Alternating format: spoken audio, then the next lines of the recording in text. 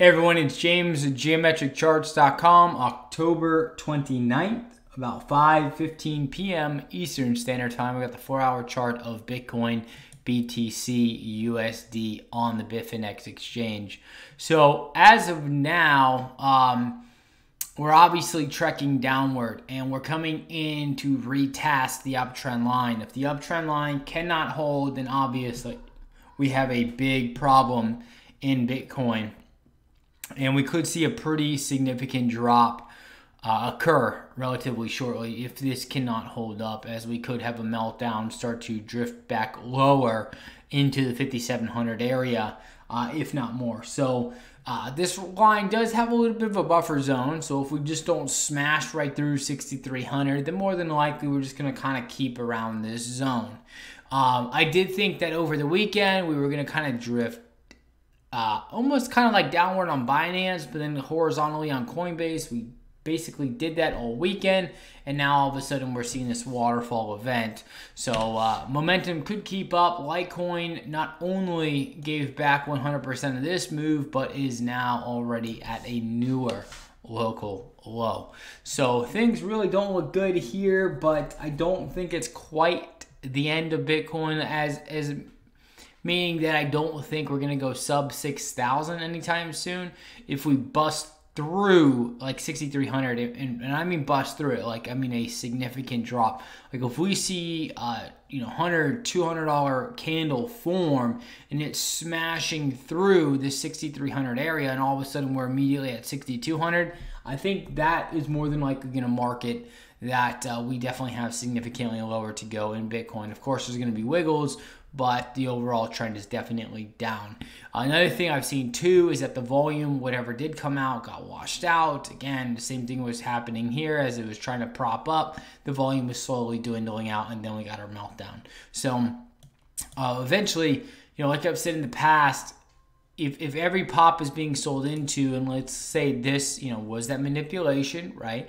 And it did not hold up as well as the prior pops did because of the severity of the pop and the lack of retail traders who are being led to the slaughter. I think less and less people are showing up to be basically brutalized in every way, shape, or form. And eventually these exchanges that are moving price and other big players are going to start to work against each other.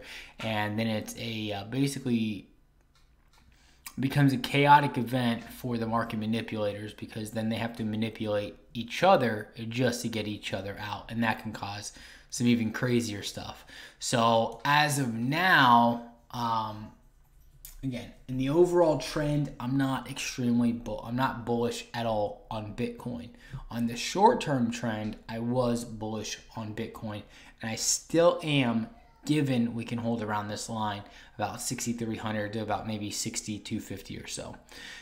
If that happens, I think the overall trend is going to keep churning up, but it is shackled to the manipulation of price, and that's it. The other scenario I see that's the more bullish scenario for Bitcoin is that we kind of trek sideways. And the uptrend line really doesn't mean much at that point, meaning that we're not smashing through the zone. We're just kind of chopping around, kind of how we are. Even though we're falling, right? We have 4 candles here. We're kind of just chopping. So the more bullish scenario for me, in my way, and I know this is not going to sound bullish to a lot of people, but this is the trend for the bulls right here. This yellow horizontal line, and it's probably as good as it gets with some little pops and sell-offs in between. Until something dramatically changes in this market, and that dramatic thing is definitely not only the obvious price change, but a follow-through in the volume that actually sticks there longer than 48 to 72 hours, I'm not going to be extremely bullish on. Had this held up, and we held up here and actually smashed through this uptrend line, which has become clear resistance, then I would have started to second guess my bearish sentiment. But you can see what's happening every single time. The drops are becoming more and more brutal. This drop barely had any relief whatsoever. It was basically Retail got screwed because every mainstream media outlet was hyping Bitcoin up prior to this just about. I remember Tom Lee and some of the other guys hyping it up when we were about right here, saying this is the time to get in, Bitcoin's going to explode, blah, blah, blah. Yeah, it sure did explode all right, but it exploded right into a trap. And they just attacked retail traders as hard as they possibly could, and probably some other big traders. And that's just the nature of this beast and how things are going to be. And people are looking at these pipe dreams of over 20,000 and so forth, but that's just not the reality of this market. Again, you can see what's happening to price. You can see where the energy is being spent. And at best, bullish scenario, we use this line. Bearish scenario, we smash through and then continue downward. And if we start to continue downward, the next major support zone is probably around like 5.4, 5.3. And that's about as far as I want to go in the analysis, because even that's kind of a pipe dream at this moment. So anyways, that's it for tonight. Basically, I think we continue to drift. I don't see the meltdown occurring quite yet. If 6,300 is smashed through and price does not get back above it relatively quickly, with it meaning like a 4, if we spend more than like 8 hours outside or under 6,300, then we have a serious problem.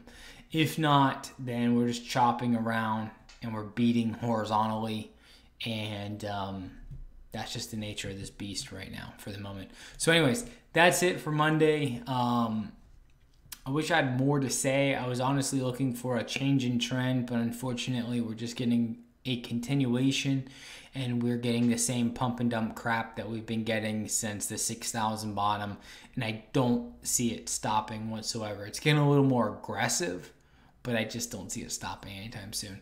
So I'll talk to everybody Wednesday. I hope everybody has a great day, great night, depending on where you are in the world. I thank you for your time. Thank you for your support. If you do like the video, like, comment, subscribe, follow, and again, I'll talk to everybody on Wednesday.